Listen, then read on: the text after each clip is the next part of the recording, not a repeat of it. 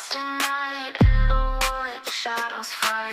Don't take gold, can't take flight. Power's gone, nothing's right. Cauldron cold, no more fire. Potions fail, dreams expire. Spirits whisper, call me liar. In the dark, lost desire. Purchase cry, echo loud. Through the fog, through the shroud. Mystic force, once so proud, now just whispers in the crowd.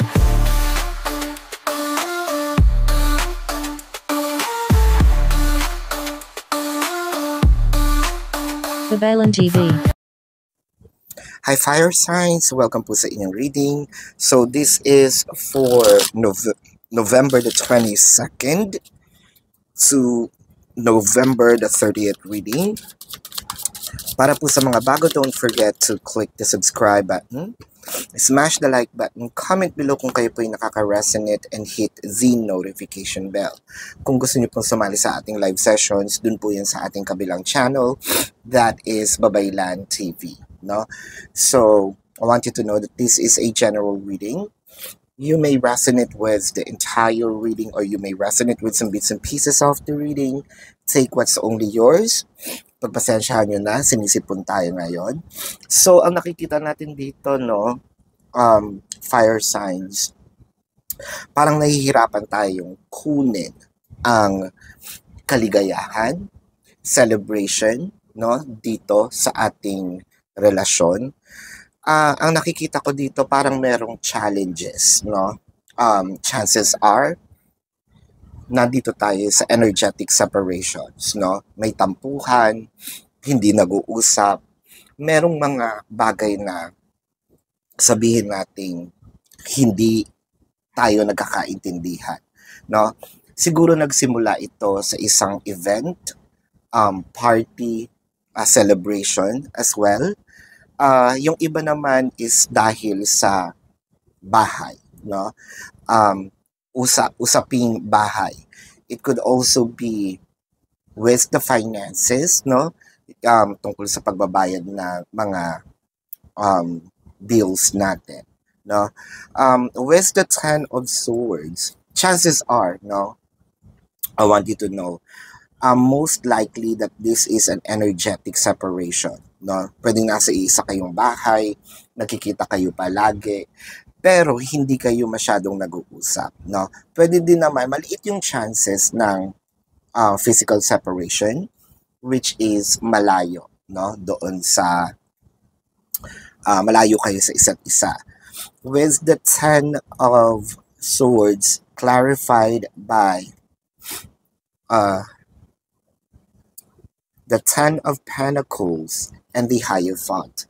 So, this signifies na meron tayong mga challenges ngayon when it comes to finances, no? Ang happiness natin, hindi ko sinasabi na nakabase siya sa finances, pero mapapansin nyo naman, no?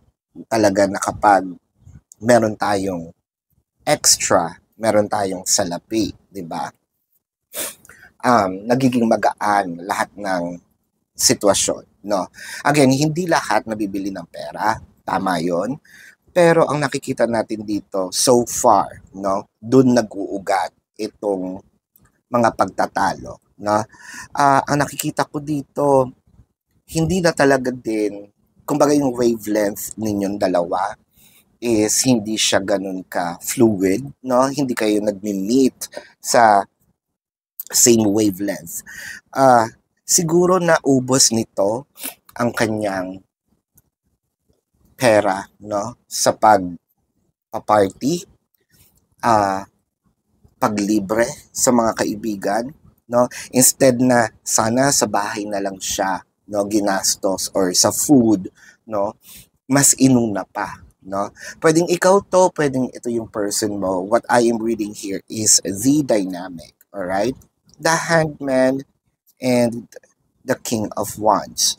So parang meron ditong kumbaga sinuway nagsabi, no? Parang I called you out dahil hindi na maganda yung napapansin kong behavior, no, na ipinapakita mo. Yun yung isa sa mga I feel like sinabi na ito with the King of Wands, no? Or dahil nandito pa yung Hangman, pinag-iisipan ko kung paano ito i-deliver nang hindi masakit, no? Nang hindi nasasaktan yung ego, nang hindi ba parang nagbe-blame ako, 'di ba? With the King of Swords, the Ace of Pentacles, and the Five of Cups. So marami tayong panghihinayang dito, no? Na parang sinabi natin, sana pala, una pa lang, kinall out ko na, no? Kasi parang meron ditong nakasanayan, meron ditong, sabihin natin, nanghihinayang ako, no? Dahil, yun nga, instead sa mga bills na punta, may galit na no, with the King of Swords. Parang hindi rin ako naniniwala, no, doon sa mga explanations. I feel like may mga explanations dito, pero ang sabi ng isa, ay nako, hindi ko binibili, hindi ako naniniwala, hindi siya, kumbaga, if I am connecting the dots, no, hindi siya nagme-make sense, no. With the Five of Cups clarified by the Six of Swords and the Justice, no? Parang sinasabi mo dito siguro, no, or sinasabi ng person na ito, paano kaya ako, no, magkakaroon ng extra income? Paano kaya ako makakatulong, no? Or paano namin malalagpasan itong hardship na aming nararanasan ngayon? Hindi na rin ako umaasa, or parang nawalan ako ng gana, no, umasa sa kung meron mang development dito sa financial situation namin.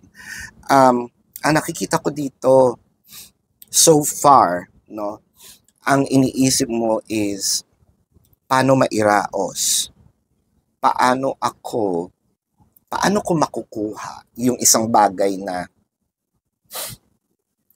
sana man lang ay pinag-iisipang mabuti, no? Parang for you, I feel like this is less of a priority, no, para sa person ko, kasi ang nafe-feel ko dito, mas nauuna ang ibang tao, no, kaysa sa akin. I'm also, kumbaga, ang sinasabi dito, I'm also wishing, no, na sana mag-iba din ang pananaw nitong taong to sa kanyang buhay, no? With the Tower and the Nine of Pentacles. So the Tower is also clarified by the Four of Swords and the Fool card. So nakakita tayo dito ng immaturity, no? Pwedeng yung mature and immature, no, nagsama. Pwede rin namang merong age gap, no? Mas inuuna siguro yung mga kapritsyo, no? Laro, no? Sugal, pwede rin naman. Nandiyan, inom, barkada, no? Also, nakakakita ako dito ng May-December love affair. Pwedeng konti lang din naman yung agwat, if not maturity yung pinag-uusapan natin, no?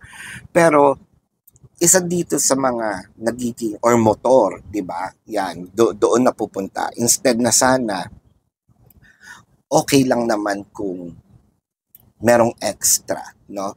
Pero parang iniisip nitong taong to, I am just here, no? Parang second best lang ako sa relasyon na ito.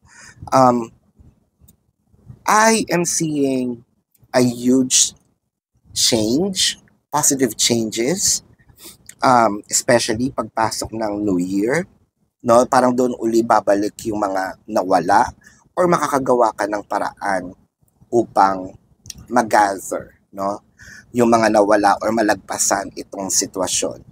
So, ang nakikita ko dito, ikaw mismo ang gagawa ng way para ma-resolved, no? Is there any changes to your person? I am seeing yes because the justice in here. Pero ang nakikita ko ngayon, meron kasing mga nakapaligid, no, sa kanya na parang nag-influence din, no, or probably nakikita niya ito sa mga onlines. Hindi naman sa inggit, gusto ko lang gayahin, no? So, this is your reading fire signs. Para po sa mga bago, don't forget to click the subscribe button, smash the like button, comment below kung kayo po yung nakaka-resonate, and hit the notification bell.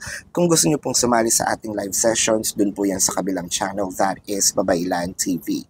Yan po ang ating unang channel catered for our international audience. And kung gusto nyo pong sumali, no, you're very much welcome. Kung hindi nyo po naaabutan yung live sessions, pwede naman kayo magtanong dito sa comment section as long as the question is answerable by yes or no. Pero kung hindi po kayo papatulugin ng yes or no na sagot, dumiretso na po kayo doon sa ating description box. There is a link. Click the link, you will be routed to my website. Hanapin nyo lang po doon. No? There's a payment for each question. And I also created a 4 questions plus 1. Take advantage of it. If you want to book a private reading, dun din po siya. This is your reading. Love and light to you. Namaste. See you po sa susunod na reading. Goodbye.